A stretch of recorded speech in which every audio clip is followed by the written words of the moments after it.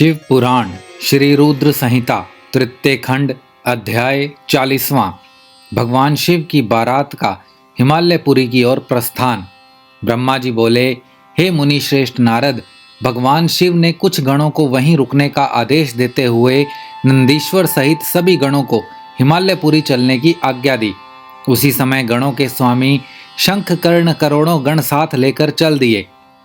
फिर भगवान शिव की आज्ञा पाकर गणेश्वर, शंखकर्ण, केंकराश, विकृत, विशाख, पारिजात, विकृतानंद, दुदुम्ब, कपाल, सदारक, कुदुंक, कुडंक, विषभ, पिप्पल, सनादक, आवेशन, कुंड, प्रवर्तक, चंद्रतापन, काल, कालक, महाकाल, अग्निक, अग्निमुख, आदित्य मूर्धा, धनावय, सनाह, कुमुद, अमोघ, कोकिल, सुमंत्र, काकपादोदर, संतानक, मधुपिंग, कोकिल, पूर्णभद्र, नील, चतुर्वक्त्र, कर्ण, अहिरोमक, यज्वाक्ष, शतमन्यु, मेघमन्यु, काष्टागूढ़, विरूपाक्ष, सुकेश, वृषभ, सनातन, तालकेतु, षणमुख, चैत्र, स्वयं प्रभु, लकुलीश, लोकांतक, दीप्तात्मा, दैत्यातक, दैन्यांतक, भृंगिरिटी, देव देवप्रिय, अश्नि, भानुक, प्रमथ तथा वीरभद्र अपने असंख्य गणों को साथ लेकर चल पड़े। नंदीश्वर एवं गणराज भी अपने अपने गणों को ले क्षेत्रपाल और भैरव के साथ उत्साह पूर्वक चल दिए। उन सभी गणों के सिर पर जटा, मस्तक पर चंद्रमा और गले में नील चिन्ह था। शिवजी ने रुद्राक्ष के आभूषण धारण किए हुए थे। शरीर पर भस्म शोभायमान थी। सभी गणों ने हार, कुंडल, केयूर तथा मुकुट पहने हुए थे। इस प्रकार त्रिलोकीनाथ महादेव अपने लाखों करोड़ों शिवगणों तथा मुझे, श्रीहरि और अन्य सभी देवताओं को साथ लेकर धूमधाम से हिमालय नगरी की ओर चल दिए। शिवजी के आभूषणों के रूप में अनेक सर्प उनकी शोभा बढ़ा रहे थे और वे अपने नंदी बैल पर सवार होकर पार्वती जी को बिहाने के लिए चल दिए। इस समय चंडी देवी महादेव जी की बहन बनकर खूब नृत्य करती हुई उस बारात के साथ हो चली। चंडी देवी ने सांपों को आभूषणों की तरह पहना हुआ था और वे प्रेत पर बैठी हुई थी तथा उनके मस्तक पर सोने से भरा कलश था जो कि दिव्य प्रभा पुंज सा प्रकाशित हो रहा था। उनकी यह मुद्रा देखकर शत्रु डर के मारे कांप रहे थे।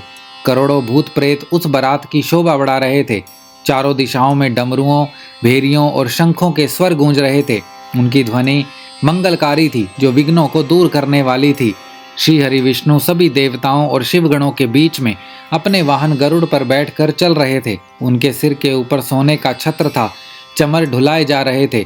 मैं भी वेदों, शास्त्रों, पुराणों, आगमों, सनकादि, महासिद्धों, प्रजापतियों, पुत्रों तथा अन्यायन परिजनों के साथ शोभायमान होकर चल रहा था। स्वर्ग के राजा इंद्र भी ऐरावत हाथी पर आभूषणों से सज धजकर बारात की शोभा में चार चांद लगा रहे थे। भक्तवत्सल भगवान शिव की बारात में अनेक ऋषि मुनियों और साधु संत भी अपने दिव्य तेज से प्रकाशित होकर चल रहे थे। देवादिदेव महादेव जी का शुभ विवाह देखने के लिए शाकनी, यातुधान, बेताल, ब्रह्म राक्षस, भूत, प्रेत, पिशाच, प्रमथ आदि गण, तुम्बुरु, नारद, हाहा और हूहू आदि श्रेष्ठ गंधर्व तथा किन्नर भी प्रसन्न मन से नाचते गाते उनके साथ हो लिए। इस विवाह में शामिल होने में स्त्रियां भी पीछे ना थी। सभी जगत माताएं, देव कन्याएं, गायत्री, सावित्री, लक्ष्मी और सभी देवांगनाएं और देव पत्नियां तथा देव माताएं भी खुशी खुशी शंकर जी के विवाह में सम्मिलित होने के लिए बारात के साथ हो ली।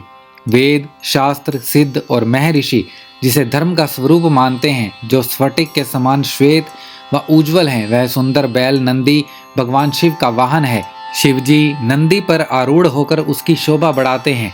भगवान शिव की यह छवि बड़ी मनोहारी है। वे सज धजकर समस्त देवताओं, ऋषि मुनियों, शिवगणों, भूत प्रेतों, माताओं के सानिध्य में अपनी विशाल बारात के साथ अपनी प्राण वल्लभा देवी पार्वती का पाणी ग्रहण करने के लिए सानंद होकर अपने ससुर गिरिराज हिमालय की नगरी की ओर पग बढ़ा रहे थे।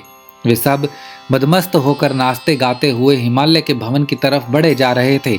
हिमालय की तरफ बढ़ते समय उनके ऊपर आकाश से पुष्पों की वर्षा हो रही थी। बारात का वह दृश्य बहुत ही मनोहारी लग रहा था। चारों दिशाओं में शहनाइयां बज रही थी और मंगल गान गूंज रहे थे।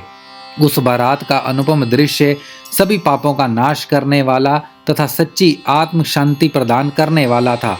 श्री रुद्र संहिता तृतीय खंड अध्याय 40वां समाप्त।